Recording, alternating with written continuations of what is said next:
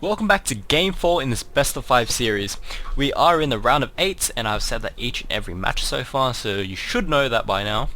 The map is Metalopolis, my name is Crucius, and let's get on with this match.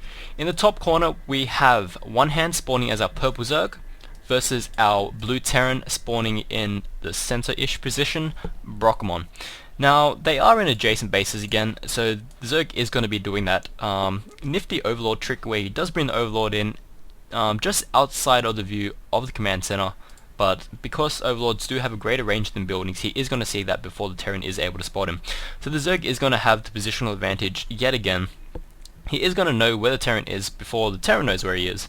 So again, we could probably see some early air, but again, because the walking distance isn't really all that long, we could also see a very aggressive ground push. So there is going to be quite a bit of dead time, as there always is in between each match.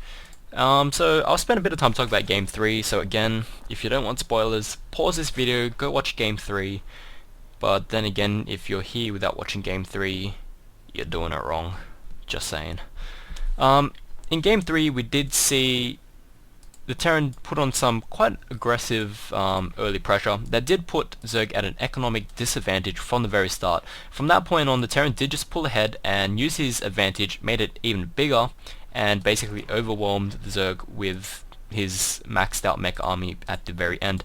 Now Zerg is going for a fast expand before spawning pool yet again, so far this match has been exactly the same as it was before, but then again, if you know a build works, stick with it.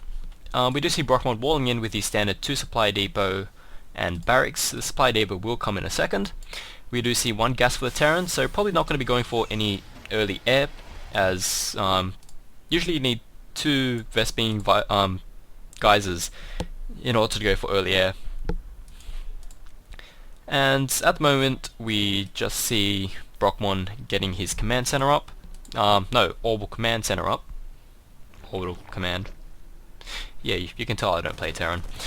Anyway, we do see OneHand stealing one of Terran's gas. This is going to delay any early tech from the Terran. He is probably going to be cancelling this distractor just before it finishes, throwing up another one, trying to keep that drone alive as much as possible.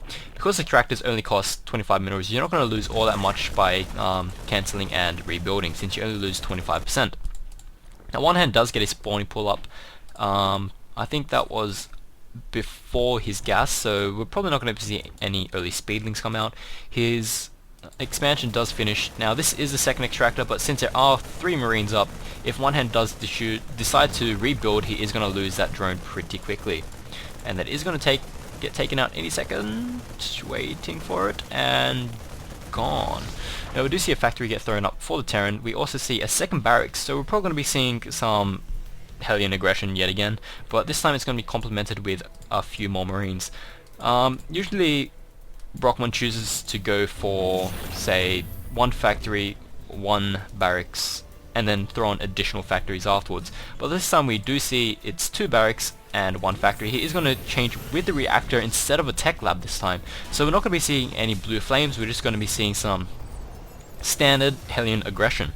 He's going to be looking to do some economic damage. We do see 2 Zerglings poking around. They are going to see that factory at the front, and he is going to see that it does have an extractor, a reactor attached.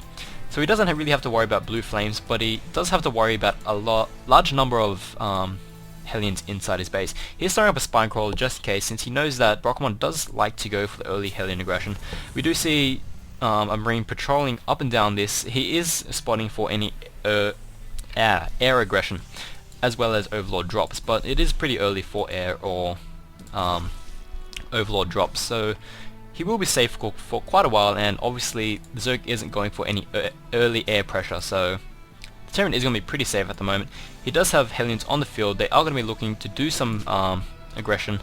He does manage to get behind the spine crawler and into the middle line. The Queen is the only thing that's actually there to defend. 1 drone does fall. He is getting up another spine crawler, so the Hellions are going to get pushed away pretty quickly. So with 2 Queens, 2 spine crawlers, and a handful of Zerglings, you're actually going to be able to defend Hellions off pretty easily. The Hellions are going to take a couple of hits from the spine crawlers and basically be forced to retreat back to their base. Now he does actually still have Hellions constantly being produced. He does have 2 barracks up, getting Marauders So he is expecting roaches out from the Zerg, but as you can see, OneHand is actually opting to go for Zergling speed rather than roaches. So the Marauders aren't really going to do all that much damage against the Zerglings. They are going to be able to take out the Spine Crawlers pretty quickly, but other than that, it's not really going to be able to do all that much.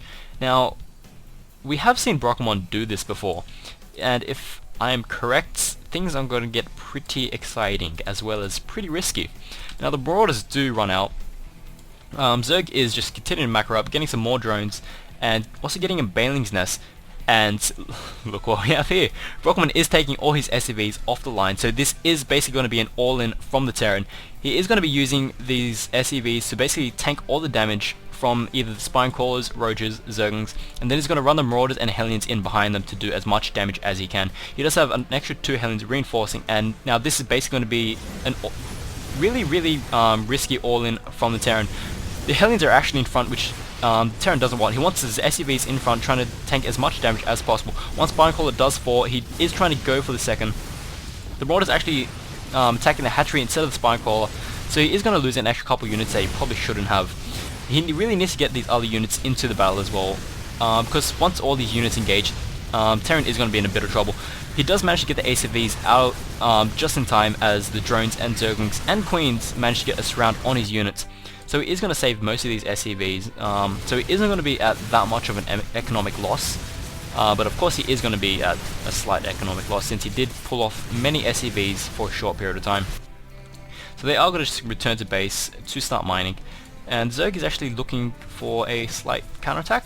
Yes, he is. He's going to be pushing out with these Zerglings. He knows that the Terran doesn't really have much to commit to a defense. He did pull off most of his units, even pulling off SCVs to help complement that attack. He is getting a second command center up to try to catch up economically. He is also keeping up production of his Hellions. Zergling is trying to do some damage to the SCV land, not really doing all that much, getting picked off by the Hellions pretty quickly. We do see Zerglings actually managed to get inside Brockemon's base since supply depots were not raised up. Zerglings do manage to pick off a couple. Didn't manage to pick off that last Hellion, but he did manage to take out a couple of units, which is actually pretty good. That's just going to put Brockemon at an even more economic loss. If we take a look at the in-cover tab at the moment, Zerg is at around 1,200 minerals per minute, and the Terran is varying between 800 and 1,000. So we can assume he does have a couple of mules on the field, and he does have one. But once that mule expires, his income is going to drop pretty heavily at the moment. That is kind of the power of Terran. They can try to commit some SCVs to an attack, and even if that does fail, he is going to have the mules to back it up. Now that one Zergling actually did pay off for itself. It actually did see the all-in come in, so he was able to prepare appropriately for that. Now the creep tombs are going to be taken out by the Terran. That is just going to stop the Zerg's basically offensive capabilities a small bit. Now he is choosing to go for a third, knowing that the Terran is behind quite a bit, and armory is getting thrown up, so we could be seeing some Thors anytime soon, or just going for plain upgrades. Now the Zerg is getting yet another in-base hatchery. We did see him do this last game, but this time he's actually in a lot better position, so he can afford to do this. Actually going for a fourth, actually no, a second in-base hatchery. Kind of missed that. So he's actually feeling pretty confident and pretty secure. So he is throwing up 2 hatcheries. That is going to increase his production capabilities quite a bit. Now we do see Terran actually trying to expand. Zerglings are going to be blocking this, but they do move away just in time. One is going to spot the command center flying over, and he is probably just going to try to snipe that off as it tries to land. Now Brockemon isn't actually bringing any units out to defend the expansion if it does come out, but he does have a couple of Hellions that is going to drive away any Zerglings. So we do have a couple of mutas out on the field, so OneHand does have a Spire up. He's going to be looking to be a bit aggressive. No Thors out on the field just yet. He did know that Brockemon did go for a Marauder heavy army, so you can probably assume that he doesn't have that many Marines to actually defend against this muta harassment. Now OneHand playing it safe, placing up a couple Spine Crawlers around his base just to help fend off any aggression, since he does know that airdrops can be pretty effective, so he doesn't really want to be caught off guard. Now we do have one Thor coming out on the field, so if OneHand is going to be doing some muta harassment, he really needs to do it now before those Thors come out and basically render those mutas more or less useless. Now he does decide to move out with the mutas. The Hellions are doing attack from the front, but the Zerglings probably are going to be able to clean that up pretty quickly. Now OneHand doesn't really want to reveal these mutants to the heli